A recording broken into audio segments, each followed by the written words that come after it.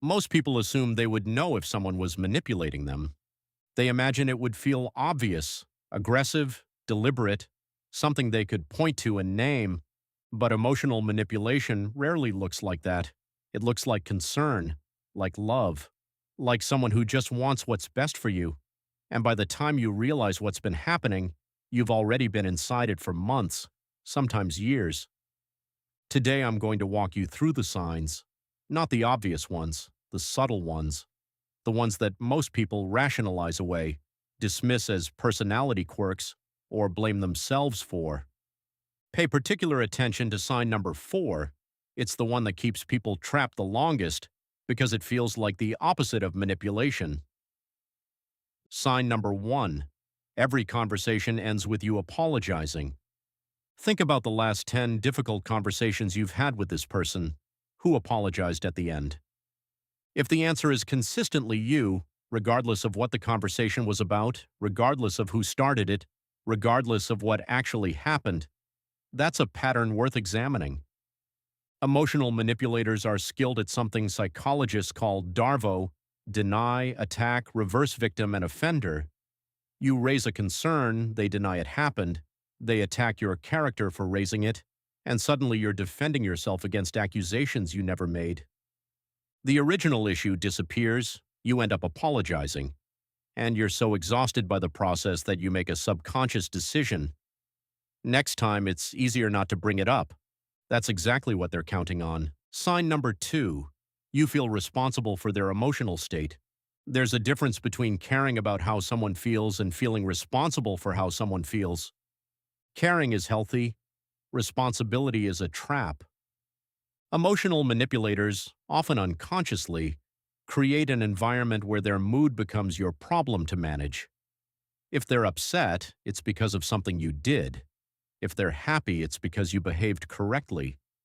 Your entire emotional experience becomes organized around monitoring and managing theirs. This is sometimes called emotional coercion, and it's particularly insidious because it can look exactly like love. I just want them to be okay sounds like empathy, but if their being okay requires you to constantly suppress, monitor, and adjust yourself, that's not a relationship. That's a hostage situation with good lighting. Sign number 3. You second-guess your memory of events. This one overlaps with gaslighting, which we covered in the last video, but it deserves its own place on this list because it's one of the most reliable indicators of sustained emotional manipulation. If you regularly find yourself unsure of what was actually said in a conversation, if you replay exchanges looking for what you must have gotten wrong, if you've started keeping notes because you don't trust your own recollection, pay attention to that. A healthy relationship doesn't produce chronic uncertainty about shared reality. People in healthy relationships disagree about details sometimes, but they don't systematically end up doubting their own version of events in favor of the other person's. If that asymmetry is consistent, if it's always your memory that's wrong, always your perception that needs correcting, the problem is not your memory. Sign number 4. They're incredibly kind right after hurting you. This is the one that keeps people trapped. After an incident, an argument, a cruel comment, a period of coldness or withdrawal, the manipulator becomes warm, attentive, generous, almost excessively so. They remember things you mentioned in passing. They do favors without being asked. They're the version of themselves you fell in love with. And it feels like proof that the bad moments weren't real, or that they were an exception, or that things are getting better. They are not getting better. What you are experiencing is intermittent reinforcement, the same psychological mechanism that makes slot machines addictive. Unpredictable rewards following periods of deprivation create a powerful compulsion to stay, to keep trying, to chase the good version. The kindness is real, the warmth is real. That's what makes it so effective. But it functions as a reset button, not a resolution. The cycle will repeat. And each time it does, the bond strengthens, not weakens, because your brain has learned to associate the relief of the good period with the person who caused the pain. Sign number 5. Your needs feel like an imposition.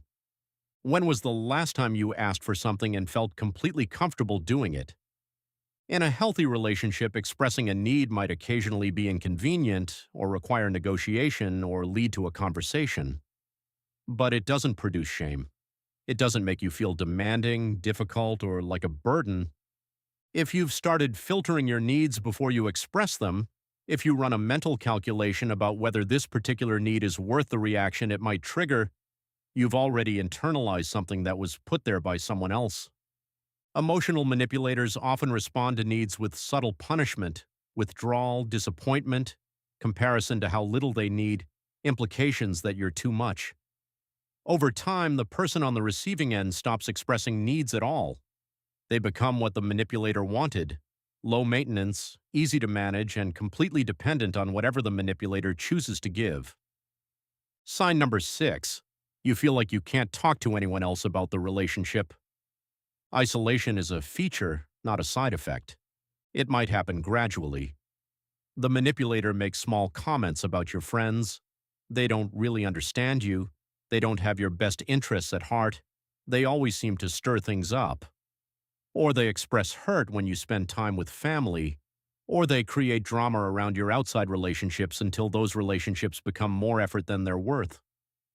The result is that you become increasingly reliant on the manipulator as your primary emotional reference point, and critically, you lose access to outside perspectives that might reflect back to you what's actually happening. One of the clearest signs of this dynamic is that you find yourself editing what you tell people about the relationship, not just keeping things private, but actively shaping the narrative so that what's happening sounds more acceptable than it is. If you would be embarrassed for your closest friend to see an unfiltered version of how this person treats you, that embarrassment is information. Sign number 7. You feel like you've lost yourself. This one is harder to define but easier to feel. People who have been in emotionally manipulative relationships for an extended period often describe a gradual erosion of self. Their interests narrowed, their confidence diminished, their opinions became uncertain, provisional, subject to revision based on the other person's reaction. They stopped doing things they used to love. They started dressing differently, speaking differently, occupying less space. They became smaller, and often they didn't notice while it was happening. It happened slowly enough that each individual change seemed reasonable, understandable, even chosen. It's only in retrospect, or in a moment of unexpected clarity, that the full picture comes into view. If you look back at who you were before this relationship and struggle to recognize yourself, that's worth sitting with. What do you do with this? Recognition is the beginning, not the end. Knowing you're in a manipulative dynamic doesn't instantly make it easy to leave, or to confront, or to change. These patterns are designed to make all of those things feel impossible. What it does give you is a frame, a way to understand what's been happening to you that doesn't make you the problem. You are not too sensitive. You are not imagining things. You are not difficult or demanding or broken. You have been in an environment that was designed, consciously or not, to make you believe all of those things, and you can stop believing them. If several of these signs resonated with you, I'd encourage you to talk to someone outside the relationship, a friend, a family member, or a therapist who understands coercive control. These patterns are reversible, recovery is real, but it almost never happens in isolation. Subscribe for more videos on the psychology of influence, manipulation, and how to protect your mind. The next video goes even deeper. I'll see you there.